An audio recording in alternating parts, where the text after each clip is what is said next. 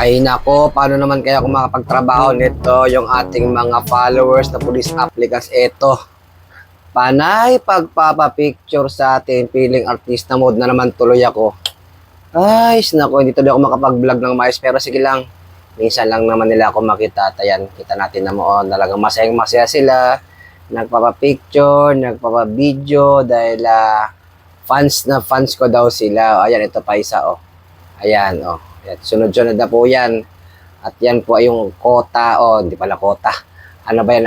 Police applicants ng NCRPO. Ayan, oh. Talaga namang sunod-sunod yung pagpunta ng ating mga police applicants para lang makapag-photo ops. Ayan, oh, kita mo. Ayan, ito pa isa. Ayan, ayan, oh, ayan, oh, kita mo. Chismis pa ako niyan. O, yan.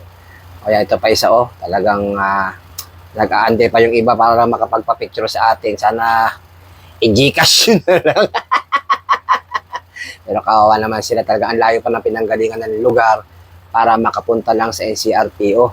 Oo, para lang makapagpasa ng folder. Kaya shoutout tayo sa mga gusto magpulis na to. Galingan ninyo at sikapin na makapasa lalo na sa BMI at saka maging mabuting pulis, maging wara at maging sakit ng ulo. At salamat po sa inyo. Opo. Ito pa.